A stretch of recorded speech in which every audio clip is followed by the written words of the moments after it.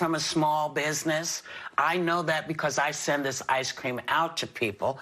And she is one of the people that is fighting to make sure that small businesses are able to get the testing they need and the stuff that they need. So, Joy, you kind of feel like she's being scapegoated here?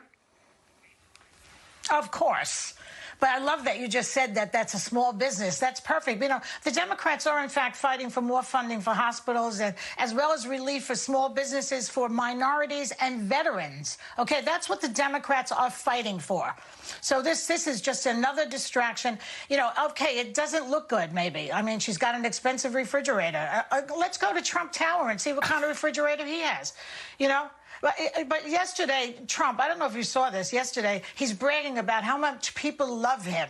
In the middle of death and dying, this narcissist is talking about how beloved he is.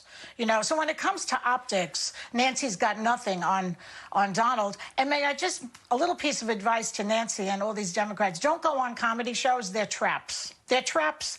They get you to say things there because you feel you're being funny. Leave it to the professionals and don't go on comedy shows. Come on our show.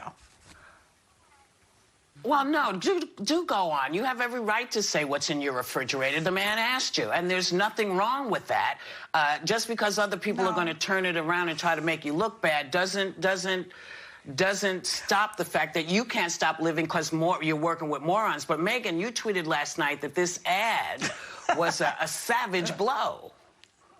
Yeah, I thought this ad was a kill shot. And I think that it's not the ice cream that's in her fridge. It's the fact that she's standing behind giant refrigerators, multiple ones that cost $24,000 each. And look, you're right, Joy. Politicians are wealthy. Trump is wealthy. But I think in this specific moment, optics are narratives, and I don't make the rules of politics. This is just how it works. And when it looks like, and what she's saying in the video, and I also agree with Joy that if I were advising any politician at this point, I would also say tread very carefully with a comedy show. This is not the time or the moment to be doing something like this. I also agree. It's just there are too many minefields that you can step into in a situation like this. And this is an effective attack ad.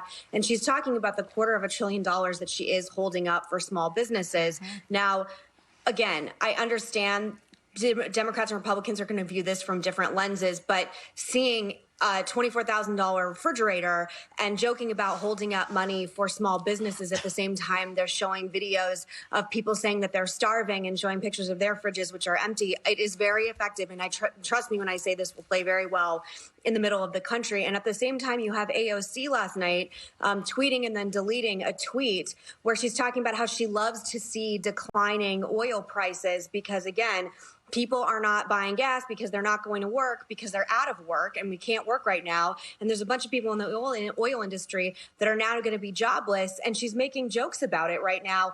And she's a very smart woman. She has an economics degree from Boston College. She understands if oil prices are lower, it is not going to make the American public more inclined to support the Green New Deal. It's going to make people want to buy cheaper oil prices. So I don't really understand what this narrative is, but Democrats need to be very, very careful. And I said this yesterday on how they are treating and talking about people who are jobless and unemployed and going hungry in this country right now. And you have the two arguably most famous Democratic women in the country, I think, botching a major, major conversation right now. Sonny, you think the Democrats are holding out, should be holding out because of the way the stimulus funds have been mismanaged?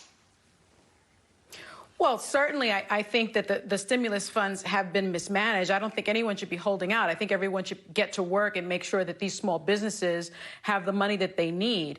But back to the James Corden interview that was like a week ago with Nancy Pelosi, I mean, you know, that's just manufactured, I think, Fox News outrage and Republican outrage. You know, they're talking about, but her freezer, but her freezer.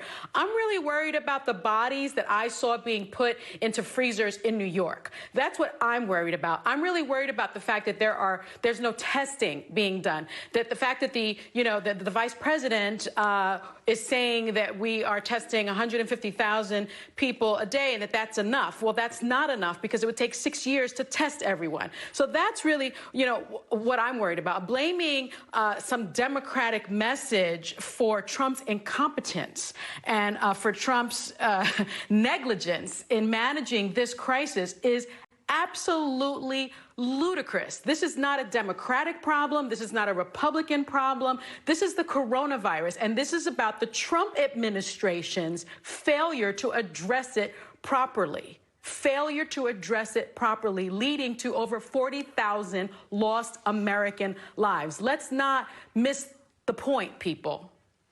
But I think, you enjoy. Well, I also think it's important that people have to. Outrage.